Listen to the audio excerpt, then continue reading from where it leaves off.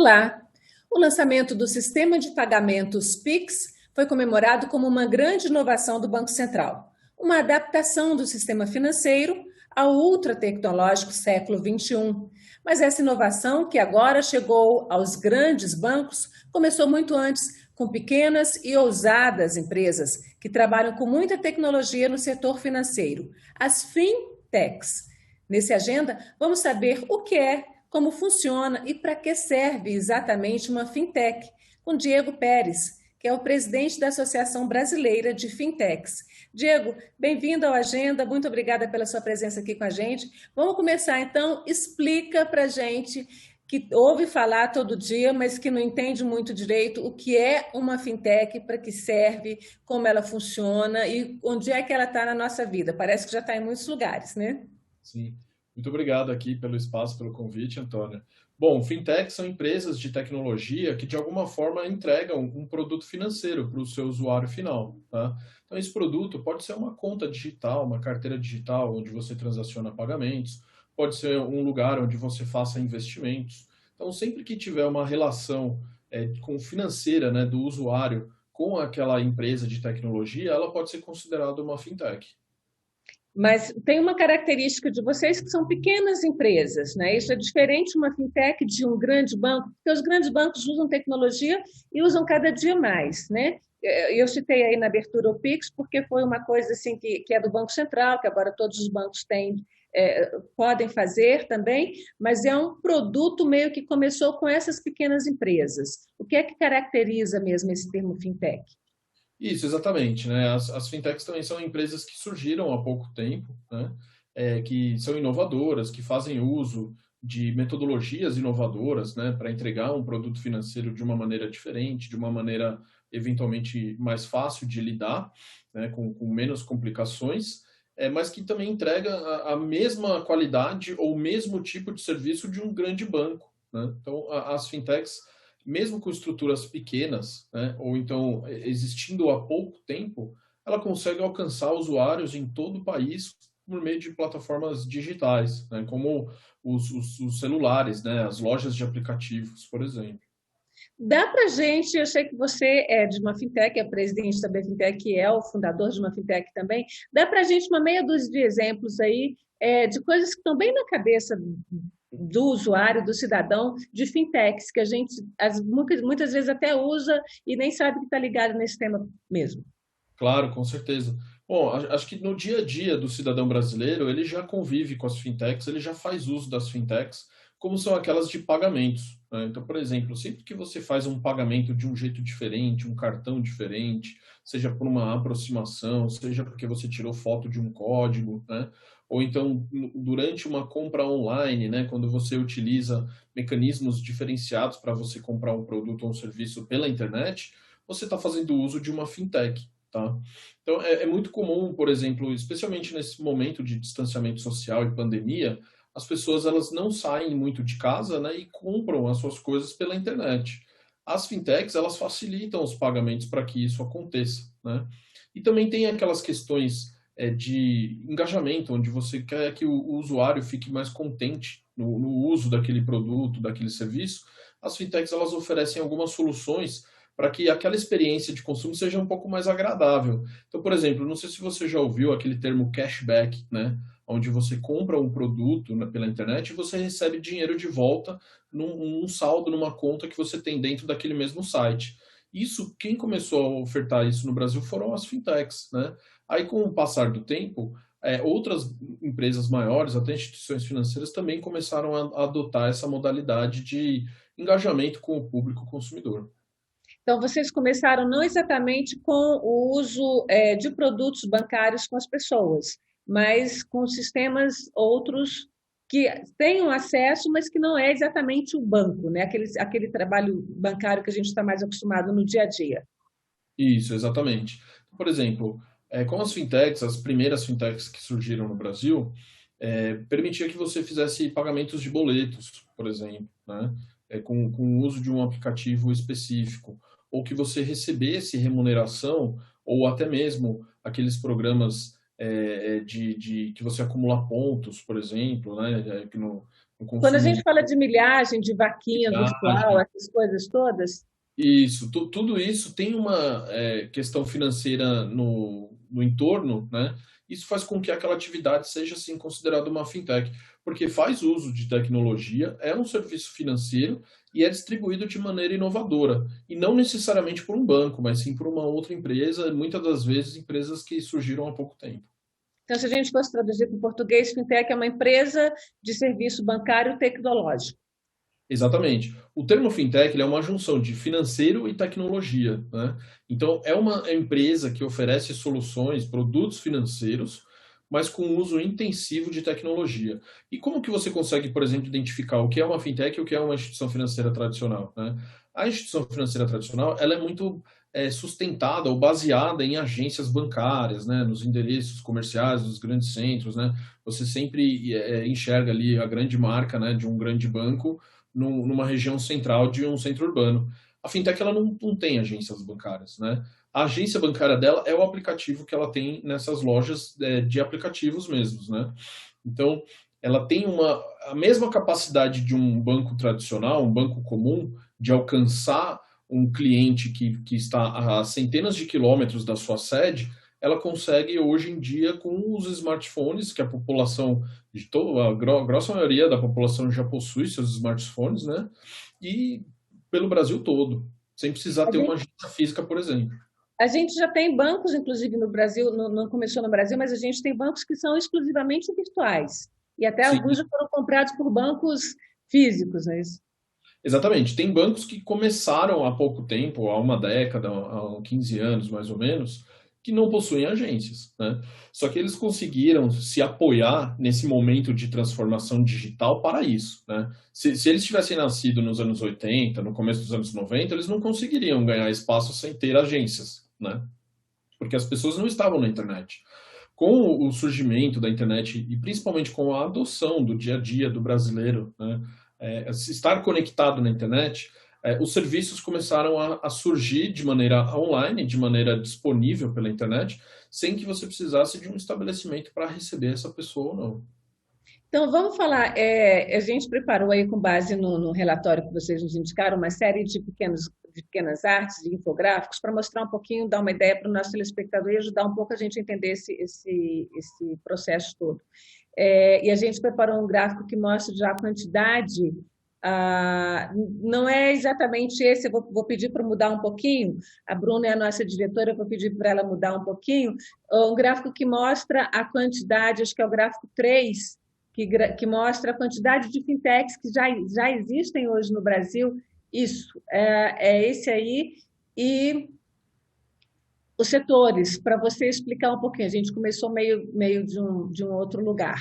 Para você explicar para a gente, são quase 750 hoje fintechs no Brasil já catalogadas, que já estão em funcionamento. Esse relatório da Distrito é um relatório que é feito já há alguns anos, e eles têm uma série de critérios bastante rígidos para avaliar essas fintechs. E os setores, né? Então, a gente tem aí são 742 empresas financeiras bastante tecnológicas, né? Que estão aí na sociedade já no dia a dia do cidadão. Em várias áreas, são 14 categorias, eu listei aí as categorias que estão mais próximas, talvez, da gente, né, que são os meios de pagamento, como você já citou, crédito, back-office, serviços digitais, crowdfunding, que são as vaquinhas. Eu queria que você falasse um pouquinho disso aí.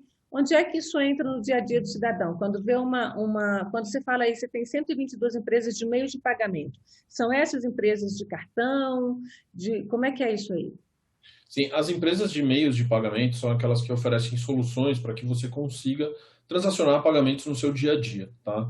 E o que são pagamentos? Se eu estou no estabelecimento e quero comprar um produto naquele estabelecimento, eu faço um pagamento, né? Então, as maquininhas, elas são soluções de pagamento, elas são um meio de pagamento, né? Hoje em dia, é muito comum as maquininhas elas estarem disponíveis e distribuídas por todo o mercado, né? Os vendedores ambulantes, por exemplo, possuem as maquininhas, os motoristas de táxi têm as suas maquininhas já. É um mercado que cresceu muito, né? Então, o Brasil se desenvolveu muito nesse segmento de pagamentos. E além das maquininhas, também tem os formatos de pagamentos, né? Então, o Pix, por exemplo, na abertura do programa que foi apresentado, ele é um meio de pagamento.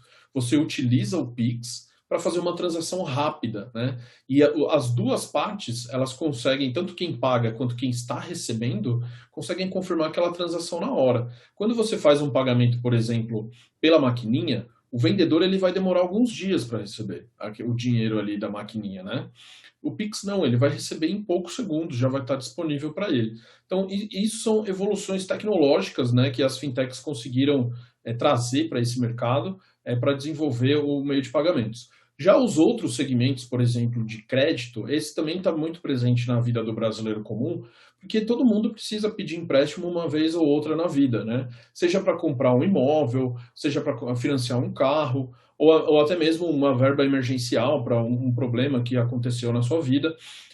Com as fintechs, elas ganharam muito espaço nesse segmento, porque você não precisa mais se dirigir a uma agência bancária para pedir esse empréstimo. Você não precisa ir numa instituição financeira no centro da sua cidade para ter aquela experiência de olhar no olho do gerente e falar, preciso contratar esse crédito, né? Você faz isso pelo aplicativo, né? E muitas fintechs são direcionadas para determinados segmentos. Então, tem o crédito que é específico para você adquirir um imóvel ou para você fazer uma reforma na sua casa. Ele consegue enxergar a pessoa que está pedindo aquele crédito para saber se ela possui ali uma capacidade financeira para honrar os pagamentos depois de contratado, né? Ou então tem aquele crédito mais emergencial ou microcrédito, que é um valor pequeno que você precisa para comprar um produto específico do seu dia a dia. Você, como um profissional liberal, eventualmente, precisa de R$ 1.000 para comprar um insumo para uma máquina que você costuma trabalhar, né? São operações de dia a dia que podem ser feitas por meio de fintechs. E Qual aí é o mercado? Sim, desculpa. não, aí Continua. passando rapidamente por outros segmentos, a gente tem os crowdfundings, né, que são aqueles investimentos coletivos ou financiamento coletivos, também chamados de vaquinhas virtuais, né, onde você reúne um grupo de pessoas para que elas possam, em conjunto, financiar um projeto, por exemplo, né? Então, é muito comum os crowdfundings em doações. Então, se tem uma pessoa passando por uma situação emergencial, ela precisa pagar uma conta muito alta, às vezes tem um parente que está acamado no hospital e etc., ela faz uma vaquinha, né, um crowdfunding online e pede doações, né? Ou um artista, né, que quer produzir uma nova música ou fazer uma nova peça de teatro, ele antecipa ali os ingressos para as pessoas que vão assistir aquilo, fazendo por meio de um crowdfunding. Quem é o público de vocês e qual é o tamanho desse público? Tá, assim, as fintechs elas surgiram para atender pessoas que não eram muito bem atendidas por instituições financeiras tradicionais, tá? Então, basicamente, a maioria delas são pessoas de baixa renda, né? Pessoas que nunca tiveram acesso a uma conta bancária, mal tiveram acesso a uma conta poupança, né? Ou basicamente só recebem o Bolsa Família, por exemplo, né? Um auxílio governamental. Essas pessoas, elas consomem, elas compram produtos para o seu dia a dia, né? Elas pagam boletos, elas pagam contas de consumo, né? E muitas dessas pessoas moram em regiões afastadas, regiões que não têm uma agência bancária, que para ela ir numa lotérica para pagar uma conta, ela precisa se deslocar 50, 60 quilômetros, mas que ela já tem um aplicativo que consegue fazer esse pagamento por meio do seu smartphone, por meio do seu telefone, né? Celular. Então, as fintechs elas iniciaram as suas atividades buscando essas pessoas que ainda não tinham acesso bancário. E por que elas não tinham acesso bancário? Simplesmente porque as instituições financeiras tradicionais não tinham interesse em recebê-las, né? Falaram assim, essas pessoas movimentam pouco dinheiro e eu não quero gastar uma estrutura que eu tenho aqui muito grandiosa para atender pessoas que movimentam pouco, né? Então, as fintechs, como elas não têm essa estrutura grandiosa, né? Elas tá tudo computação em nuvem, né? Os aplicativos são de baixo custo para você desenvolver e ela não precisa de uma agência bancária para atingir o cliente, para alcançar o cliente, acabou iniciando as suas operações focadas nesse público. Mas também tem outros públicos que também fazem bom uso das fintechs, por exemplo, as pessoas mais jovens, né, que a gente chama de geração Y, geração Z, millennial, né? São vários nomes que a gente dá para essa camada, que são pessoas que estão começando a sua vida econômica, né? Estão começando a receber seu salário, estão começando a fazer estágio, né? Estão começando a consumir também, e que elas têm um outro jeito de lidar com finanças, né? E muitas vezes esses bancos maiores, bancos mais tradicionais, ainda não entendeu como que essas pessoas mais jovens lidam com o dinheiro, né? E as fintechs não, as fintechs elas sabem o que essas pessoas querem fazer, como que elas querem comprar as coisas, entendeu? Esse público também é um público que acessa muito bem as fintechs. Vamos falar um pouquinho desse público que você falou antes, que são as pessoas que movimentam recursos, mas que são pequenos recursos. Nesse relatório da Distrito, eu peguei o relatório de 2020 e é bastante interessante porque ele dá um pouco o quadro do que é o Brasil consumidor sem banco, que é aquela, vou pedir a Bruna para colocar no ar para a gente, que é aquela primeira arte, que eu, quando vi esse número, eu não tinha noção do tamanho dele, que em cada 3 brasileiros, acima de 16 anos está fora do sistema financeiro, ou seja, é sem banco. E aí, quando a gente abre um pouquinho mais esse número, são 45 milhões de pessoas, portanto, e a gente tem que 58% dessas pessoas, ou seja, mais de 23 milhões, cerca de 25, 30 milhões, não frequentaram escola nenhuma, são analfabetas, ou as que estudaram até no máximo o fim do ensino fundamental. Como é que essas pessoas, esse é o público-alvo de vocês? É aí que vocês querem trabalhar? Além dos jovens que têm estudo, mas também estão nesse grupo? Sim, esse é um grande público a ser trabalhado pelas fintechs. As fintechs recebem esse público muito bem, tá? E por mais que essas pessoas não sejam letradas, né, não tenham frequentado o ensino fundamental, tenham pouca educação financeira, ou até mesmo a questão da linguagem, mesmo da língua brasileira, né, portuguesa, as fintechs elas fazem uso de plataformas digitais que tornam o consumo daquele produto muito fácil, muito simples, tá? Então, é muito comum, por exemplo, pessoas que não sabem ler ou escrever, elas já estão nas redes sociais, né? Elas conseguem compartilhar um vídeo, elas conseguem mandar um áudio, né? Elas fazem isso já no dia a dia. E as fintechs, elas seguem o mesmo caminho, tá? Então, por exemplo, você consegue utilizar um aplicativo de uma fintech para mandar ou para receber dinheiro sem precisar ler nada, ou sem precisar apertar muitos botões, né? A experiência, né, de utilizar aquele serviço, ele foi feito de uma maneira para ser simples, para ser fácil, né?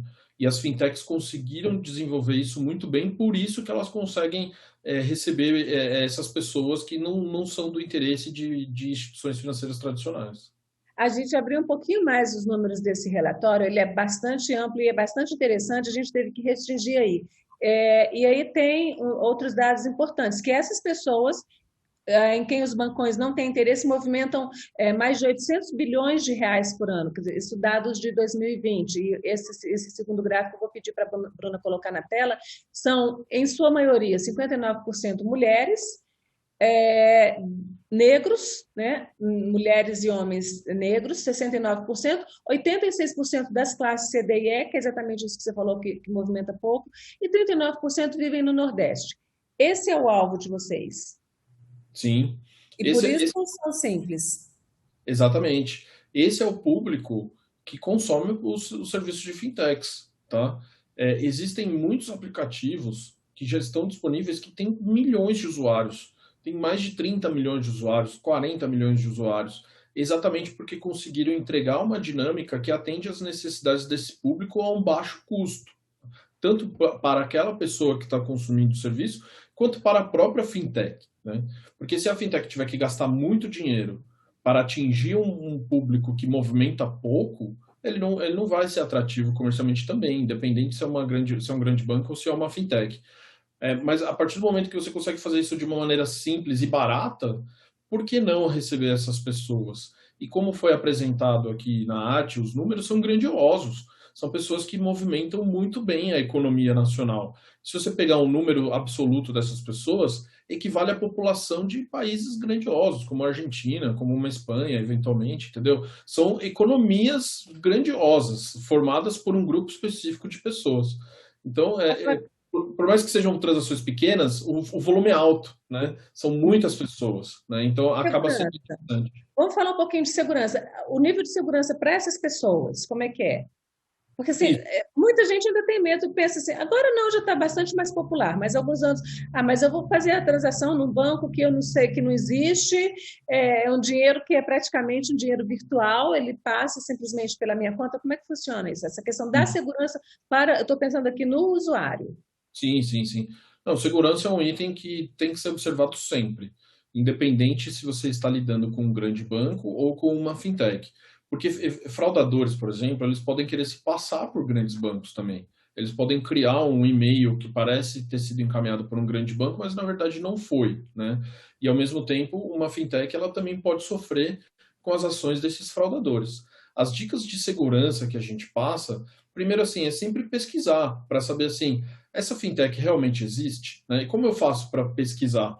Conversando entre amigos, pessoas que convivem com você, para saber se aquilo realmente funciona ou não, se já usaram aquele serviço ou não, e também pesquisando os órgãos públicos, né? Banco Central, que tem a lista das entidades que são cadastradas e autorizadas, e também os sites que atendem o consumidor, que listam ali as empresas que já passaram por alguma situação fraudulenta ou não. E agora vamos passar então um pouquinho a questão do tamanho das fintechs, vamos falar um pouquinho desse mercado. Antes, eu só vou pedir uma outra coisa. Vamos falar da localização. A gente tem nesse estudo aí também da Distrito, a gente tem a localização das fintechs no Brasil, a maior parte está no Sudeste, né? E a maior parte mesmo, tá, se a gente pegar, está em São Paulo, né? No estado de São Paulo, que é onde você está nesse momento. De qualquer forma, a gente tem 70,3% no Sudeste, 0,7% no Norte, 5,4% no Nordeste, 3,6% no Centro-Oeste e 20% no Sul. Eu estou puxando esse número porque a gente viu que o público de vocês, a maioria está no Nordeste.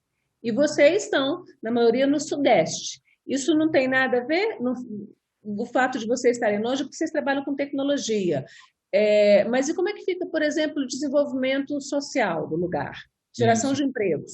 Sim. Então, por exemplo, 70% das fintechs estão na região sudeste, tá? Agora, se você descer um pouco mais essa informação, 60% delas estão no estado de São Paulo, tá? E 55% estão na cidade de São Paulo, tá? Então, por que que existe essa concentração? Porque São Paulo é o centro financeiro do país, tá? Então, tudo que diz respeito a mercado financeiro acontece em São Paulo, tá? Então, os empreendedores de fintechs, eles precisam estar em São Paulo porque eles também precisam receber investimento, eles precisam fechar parcerias com outras empresas de tecnologia, com outras instituições financeiras e todas elas estão em São Paulo, tá? Porém, a tecnologia permite que você alcance essas pessoas, os seus clientes, independente do lugar onde ele esteja no mundo, né? Não é só no Brasil, é no mundo. Tá? Com o uso eficiente dessas tecnologias, você consegue alcançar essas pessoas a centenas de quilômetros de distância e prestar o mesmo serviço com a mesma qualidade de um grande banco, eventualmente até melhor. Tá? Agora, sim, no que diz respeito ao desenvolvimento, à geração de empregos, as fintechs, por elas oferecerem meios de pagamento eficientes, né, por elas digitalizarem as pessoas, ela faz com que aquele estabelecimento comercial que faz uso da fintech, que faz uso da maquininha, por exemplo, ele tenha uma gestão melhor das suas finanças, ele consiga transacionar mais pagamentos, ele consegue ter o recurso disponível a um prazo menor, e aí ele consegue girar a economia local exatamente porque ele se tornou mais eficiente financeiramente falando. Tá? Então, a presença física de uma fintech em determinada região, ela é dispensável, tá? Até porque uma fintech, ela não contrata muitas pessoas, como um grande banco. Ela contrata um grupo menor de pessoas, mas que consegue entregar com a mesma eficiência serviços financeiros. Mas o resultado final que essa fintech entrega para outras regiões do Brasil, no que diz respeito ao desenvolvimento tecnológico e inovação, faz com que o resultado seja igualmente ou até superior se ela estivesse fisicamente lá. O que é que você sugere para a gente fechar Vocês também estão muito focados no público jovem. Para um jovem que vai abrir uma conta bancária, ou que precisa abrir uma conta para fazer alguma transação, procura um banco convencional, procura uma fintech, o que que ele deve fazer? Tá. Bom, eu como presidente da Associação de Fintechs, eu vou indicar sempre uma fintech, tá? Então, assim, as fintechs, elas possuem produtos ou serviços, né, que são muito conectados com o público que ela quer trabalhar. E algumas fintechs são direcionadas para o público mais jovem, né? Então, assim, existem serviços que auxiliam esse público mais jovem, por exemplo, a começar a guardar dinheiro, né, a começar a investir, né, mesmo que com poucos valores. Fintechs permitem que você comece a investir com R$ 1.